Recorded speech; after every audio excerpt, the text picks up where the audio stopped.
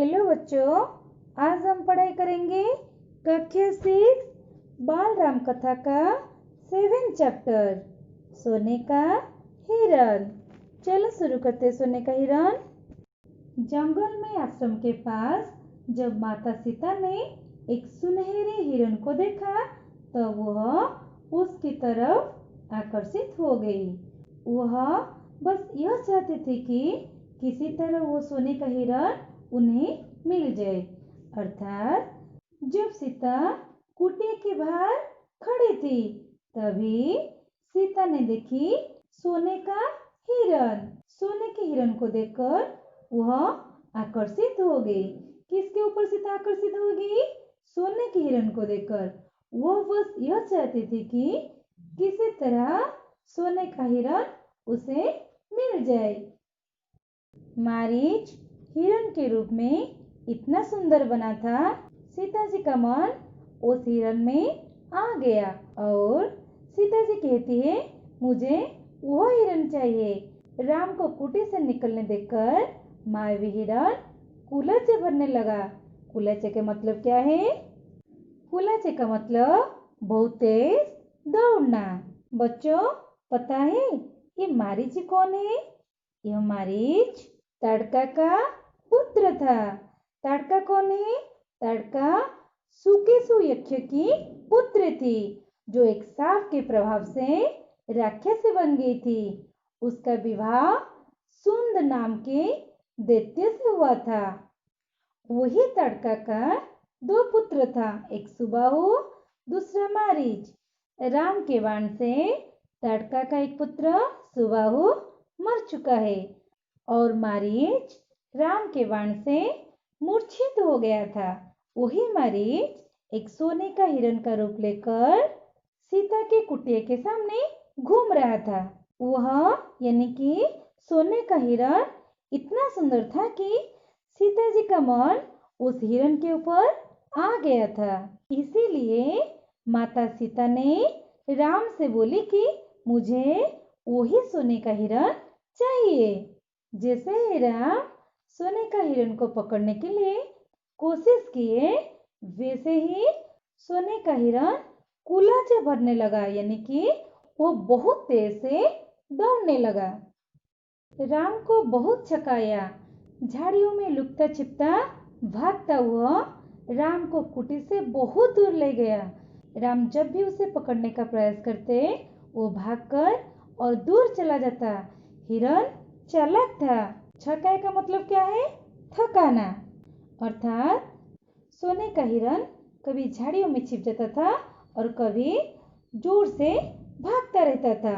राम को बहुत थकाया। ऐसे करते करते राम को कुटिया से बहुत दूर ले गया।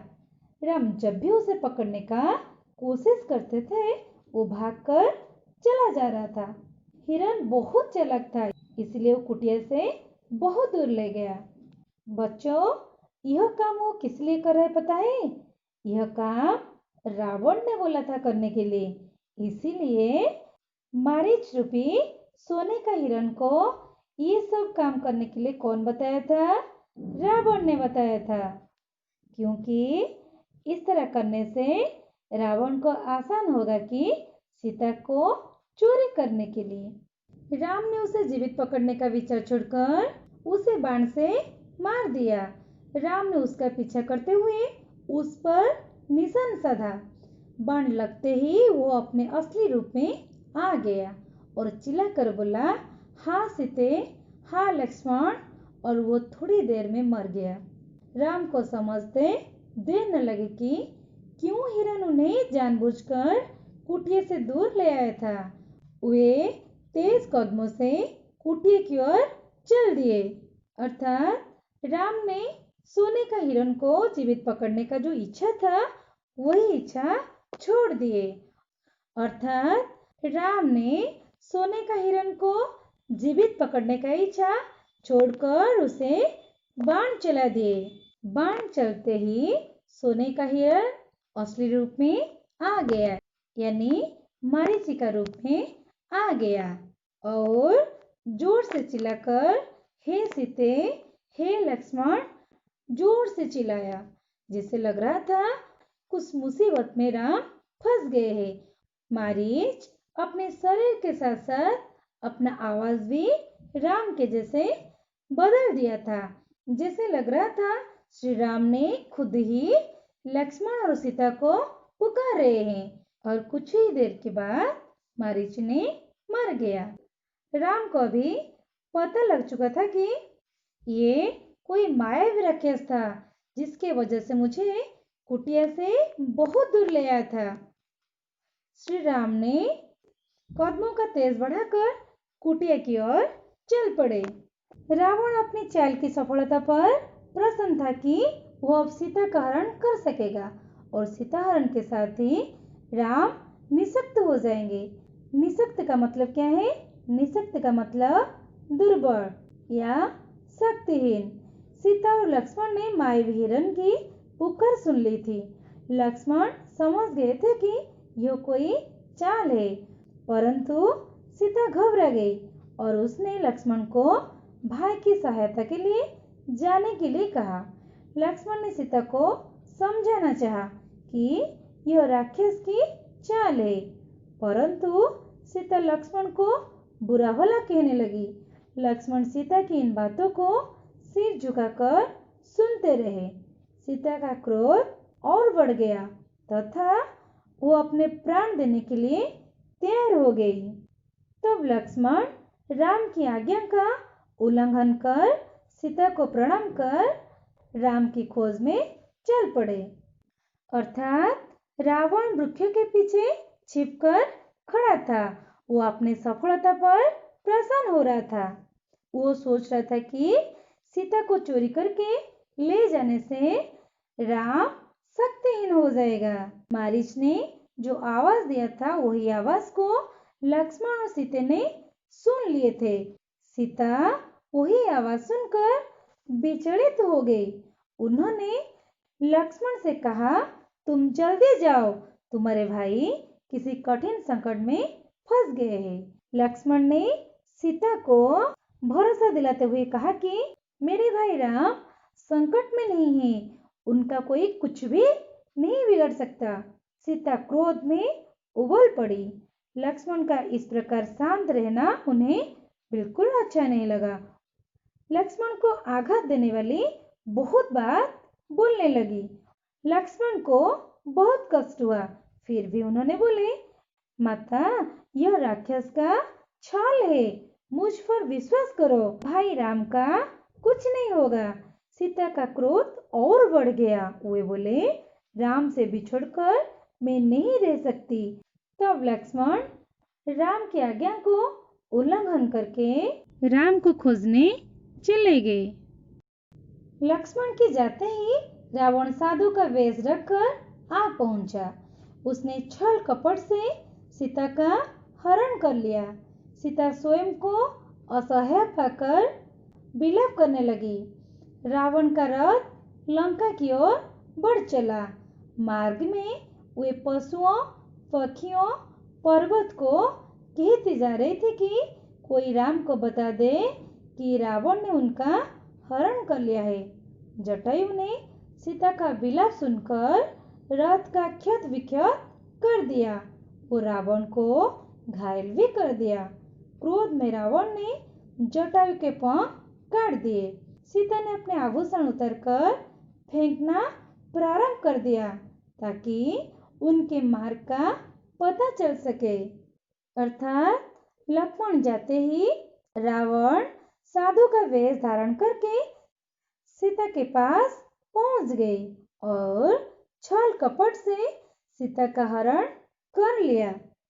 अर्थात राम के पास लक्ष्मण जाने से पहले कुटिया के सामने 3 रेखा खींच कर गए और सीता को बोल कर गए थे कि वही रेखा तोड़कर आगे नहीं बढ़ोगे। लक्ष्मण की बात याद रखी थी, मगर रावण छल कपट से सीता को आगे आने के लिए बाध्य कर दिया। जैसे ही सीता भिक्षा देने के लिए ये रेखा उल्लंघन किए, वैसे ही रावण ने अपनी असली रूप में आ गया और कहने कहने लगा, मैं राक्षसों का राजा लंकाधिपति रावण हूँ।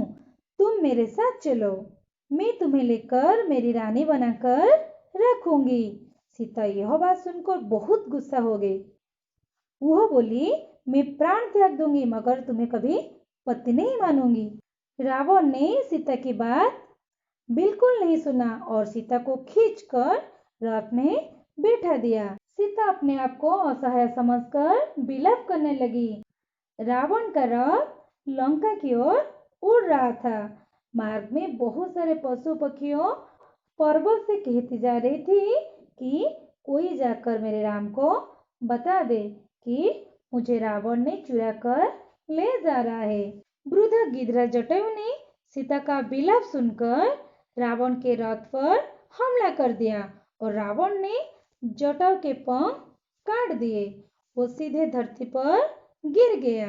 कौन सीधा धरती पर गिर गया? गिद्धराज जटायु।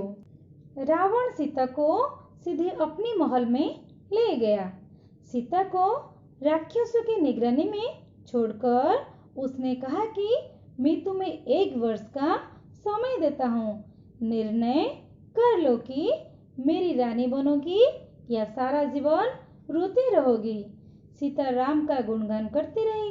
राम की प्रशंसा सुनकर तथा खरदूषण की मृत्यु को स्मरण कर रावण को लगा कि राम अवश्य ही शक्तिशाली होगा।